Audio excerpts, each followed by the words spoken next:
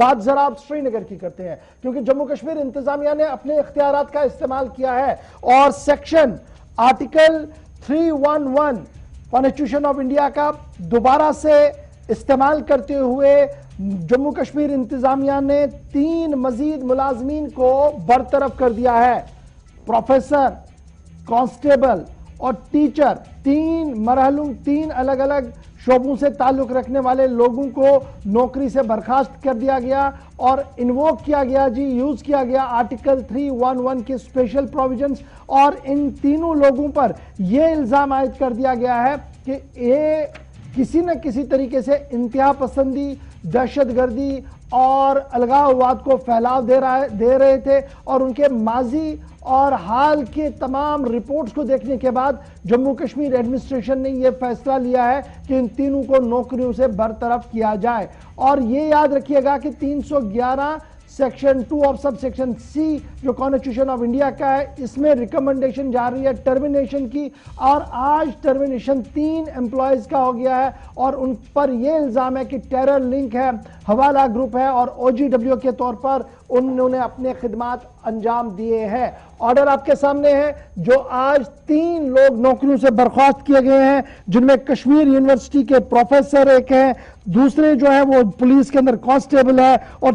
تیسرے جو ہے وہ بیشتر استاد کام کر رہے تھے، اور تینوں کے اوپر جو ڈوزیئر اور چارج شیٹ ہے وہ یہ بتا رہا ہے کہ تینوں کسی نہ کسی طریقے سے ملیٹنسی کو پروان چڑھا رہے تھے، اپنی پوزیشنوں کا استعمال کرتے ہوئے لوگوں پر با اثر بن رہے تھے تاکہ وہ ملک مخالف سرگرمیوں میں حصہ لے۔ ہلال ہانجری کے پاس سیدھے چلیں گے ڈوزیئر کو سمجھنے کے لیے کہ 311 آرٹیکل کے تحت جو ڈوزیئر سامنے رکھا گیا ہے، اس ڈوزیئر کے اندر کیا کچھ ہے اور کون یہ 3 ملازمین ہیں جن کو ایک بار پھر آج سرکار نے باہر کا راستہ دکھایا۔ ہلال، بہت شکریہ جی جوائن کرنے کے لیے۔ بتائیے گا، آج سرکار نے 311 آرٹیکل کا استعمال کرتے ہوئے مزید 3 ملازمین کو سبکدوش کیا ہے، ٹرمینیٹ کر دیا ہے ملازمت سے۔ کون یہ 3 ملازمین ہیں؟ ان کے ڈوزیئر کے اندر کیا کچھ لکھا گیا ہے؟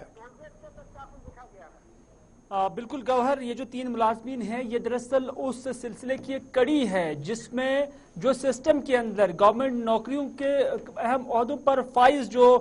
لوگ ہیں اور ان پر جو الزام لگائے جا رہے ہیں کہ وہ ملیٹنٹ ایکٹیویٹیز میں بالواسطہ یا بلا واسطہ شامل ہے۔ 1990 سے ہی جب ہم دیکھتے ہیں تو اس طرح کی کیسز اب کھنگالے جاتے ہیں کہ کس طرح کا ٹریک ریکارڈ رہا ہے، اور اس حوالے سے جو ایک کمیٹی بنائی گئی ہے، اسی کمیٹی جو آرٹیکل 311(2)(c) کے تحت جو حکومت ہند کا ایک آرٹیکل ہے، اس کے راو سے وہ ان معاملات کی جانچ کرتے ہیں اور اس کے بعد جو کیس ہے اس کو ریکمنڈ کرتے ہیں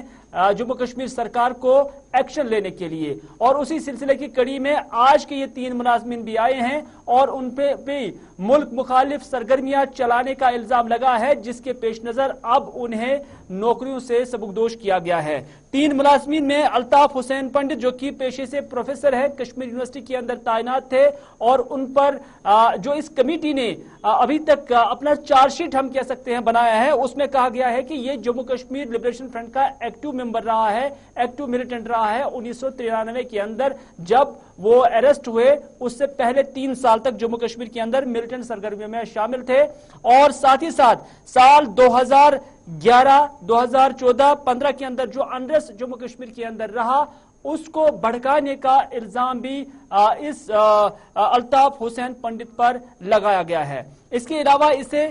جماعتی اسلامی کا ایک ایکٹیو ممبر ہونے کا بھی اس پر الزام ہے، اور کہا جا رہا ہے کہ وہ کہیں نہ کہیں ملیٹنٹ ریلیٹڈ یا عسکریت پسندی کے ساتھ ساتھ جو سیپریٹزم ہے اس کے بیچ بول رہا تھا، اس کی تعلیمات جو ہے وہ دے رہا تھا۔ تو اس طرح کے الزام الطاف حسین پر لگائے گئے ہیں۔ محمد مقبول حجام، جن کا تعلق کپوارہ سے بتایا جا رہا ہے، جو کہ ایک گورنمنٹ سکول کے اندر ٹیچر تھے، ان پہ بھی جو ہے الزامات اسی طرح کے لگائے گئے ہیں کہ وہ اکساتے تھے، اور اس کے بعد ملیٹنٹ ایکٹیویٹیز یا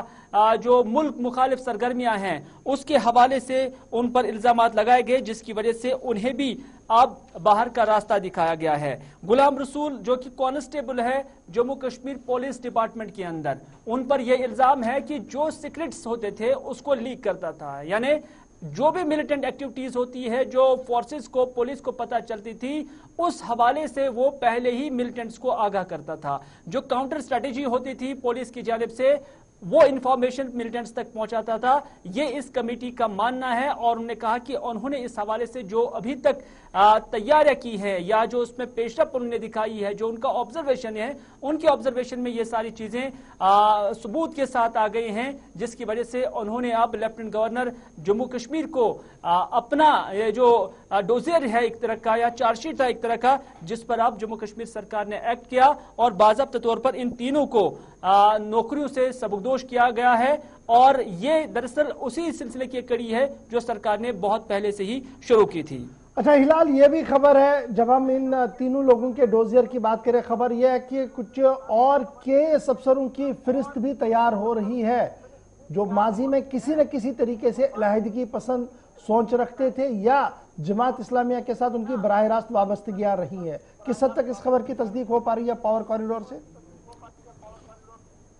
देखिए, मैं यही कह सकता हूं कि ये जो कमेटी बनाई गई है, उन्हें ये रिस्पॉन्सिबिलिटी दी गई है, इन्हें ये असाइनमेंट दिया गया है कि वो उन अफसरान को, उन मुलाजमीन को, चाहे वो निचली सतह पे काम कर रहा है या किसी बड़े ओहदे पे काम कर रहा है, उन्हें इन्वेस्टिगेट करे और उनका जो पास्ट रहा है उन एक्टिविटीज को देखें और इस हवाले से जो मुख्तलिफ एजेंसीज हैं उनसे डेटा जो है हासिल किया जाए और उनके हवाले से जो उनके केसेस अगर किसी पर है तो उनको खंगाला जाए और बारीक बिनी से तफ्तीश करने के बाद किसी भी मुलाजिम हो या कोई भी ऑफिसर हो उसकी तफ्तीश कर देनी चाहिए। और ये कमेटी जो है ये बनाई गई है, उन्हें बाज़ाब्ता असाइनमेंट दिया गया है और ये कमेटी राउंड द क्लॉक काम कर रही है। इस तरह से इनके ट्रैक पर हर कोई मुलाजिम है जिस पर उन्हें शक हो जाता है या जिस जो पहले से ही मुश्तबे बना हुआ है उस पर वो वर्कआउट कर रही हैं और उसमें कुछ बड़े अफसरान भी शामिल है और छोटे मुलाजमीन भी शामिल है जो वक्तन फवक्तन